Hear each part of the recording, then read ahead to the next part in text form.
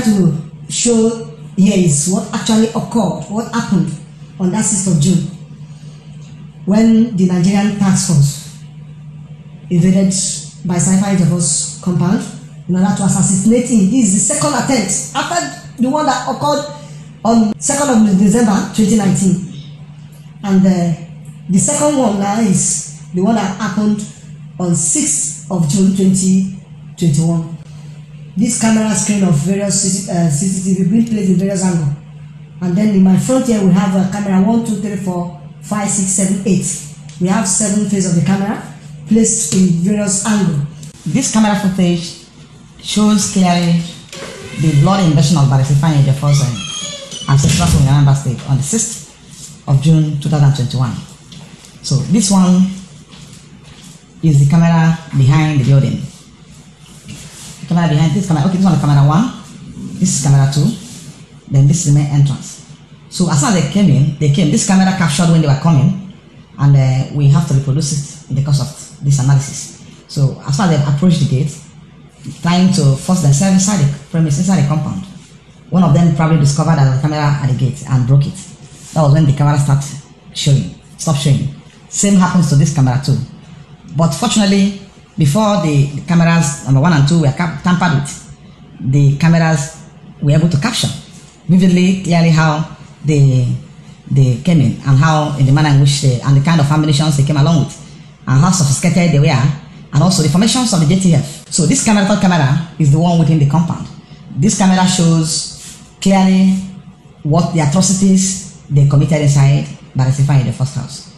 It shows how his domestic staff were abducted, how his personal assistant Samuel Okoro, alias Biggie, this CCTV showed it. This CCTV footage showed it, was killed right inside the room. So there was no any form of, as can be shown through this CCTV, there was no any form of resistance from the domestic staff of Barisifa in the phone when they came in. All of them were standing still.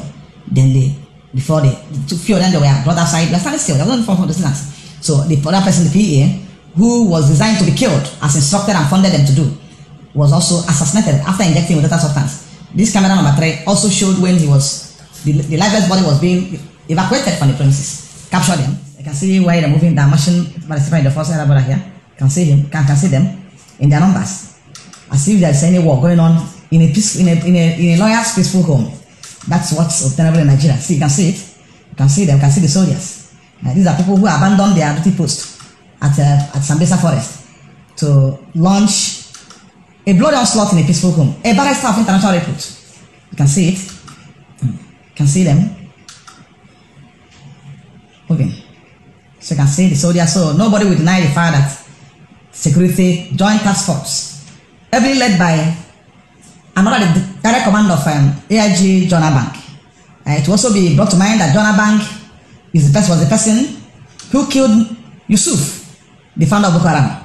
And on account of that death, Boko Haram has spread across the entire northeast, northwest, and all over the world, all over the north. Today, terrorizing seasons, terrorizing also the security agents. So because of what John Bank AIG did, and unfortunately, he's still serving today actively in the Nigerian police force. So today, he sent his men to come to Barisifa in the first on 6th of June 2021 house, a peaceful home, a lawyer's home, to kill. This is Nigerian army. This is soldier. Look at it very well. This is soldier. Look at him wearing army uniform. So now they are joint team. This one is police. This one is soldier. At least we've seen 2 soldiers. Yeah. This is Nigerian army. They are dragging the young man. Dragging him. The soldiers that took him out of the gate. They took him out of the gate. This Nigerian soldier. You see the uniform is very, very obvious. See Nigerian soldier here. Nigerian army. You can see his brother, how the other brother Joel before how he was being dragged to the car. See, harmless and innocent citizens. People, there was no any form of resistance. If you are investigating any case against a lawyer, it's not supposed to be extended an invitation. Or even come in the daytime, let you see people who are in his house. So by this time around, they choose to come at the wee hours of the night because they have some evil intention. They have an evil intention, evil design. And also, as you can see, they park their cars, about 15 Hilux vehicles, including a personal carriers, about 3 kilometers away from his house. If before they came down to this place. So that no traces of them will be covered by the camera, by the CCTV camera, which camera, so they cannot get their footage, the photo of the vehicle, the vehicle's numbers, the type of vehicle they came with cannot be seen through that cameras. So they park about 3 kilometers away from the house, from his house, and trek to his house to commit this murder. So you can see what they are doing here. Camera captured everything clearly, so they can't deny this fact. You can see how they're coming in. You can see them moving in. At this point, they have killed Barrister the first PA.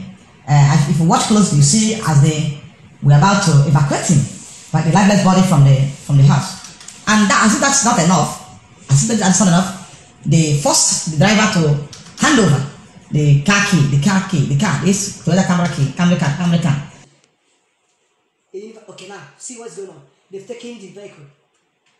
What they did now, they have to force and collect key from by Saifa Ejiofor's driver. Yes.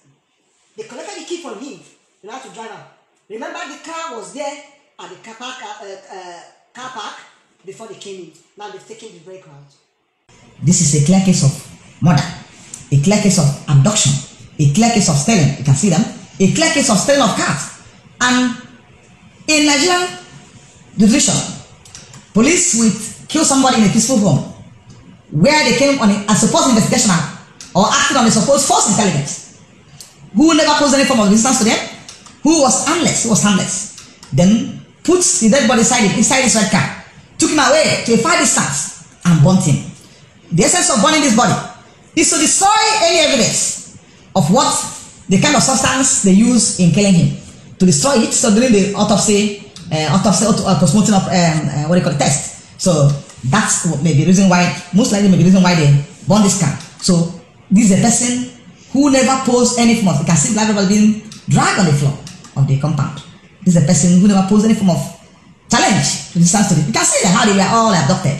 Nobody was armed, nobody even raised a voice. So, and you can see them shooting. You can shoot, they're shooting gun now into the air. As I see the shooting gun into the air, to ward off any form of probably attack on them. So, but unfortunately, this is a peaceful home. This is not Sambisa Forest where they will see such attack. So you will see them now coming back to take over this, to drive away this car.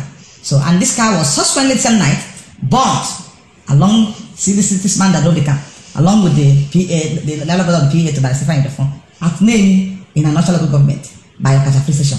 This car, as we speak today, is still there. It's still there. The skeleton of this car is still there. Up to date is this should be about 2 weeks or about after the incident, after the bloody onslaught in his home. No one of the police, even you can see them driving the car. This is a car hard-earned money of a lawyer. They damn drove this car away from the house. Not that this car is under any form of investigation. They went somewhere and burnt it. So it's important for the international community to look at this, investigate it. Thankfully, the foreign government have seriously invested on this matter and is getting it today. So it's important that the world watch what happened here, because this thing will go viral. And the identities of these people, this has to be in the course of time unveiled, because we capture them clearly more than this. So I call on international bodies to also investigate and request prevail on the government to identify these criminals in uniforms, and let them public prosecute them accordingly. That's what we are. The family is asking, the family of Barrister and also Ifeanyi Ejiofor is asking the world to do. You can see them driving the car. Driving away the car, hard-earned money of a lawyer. Not that the car was it's subject of any investigation and went outside and burned it. Today, the CP, Commissioner of Police Anambra State, made prompt contact with Barrister Ejiofor on the same day to debunk the fact that the state commander was involved in the attempted assassination of his attempted assassination and also the killing of his PA, or what the policeman JTF did in his house. So he was not involved. He was not informed at the point they are coming. He was not aware of the operation. So neither was the area commander. The charge of this command was informed. So this operation was carried out under the direct order of AIG John Bank. So we are calling on the international community to look into this matter. As we progress, we're going to make more chilling revelations as contained in the footage about what happened in this house.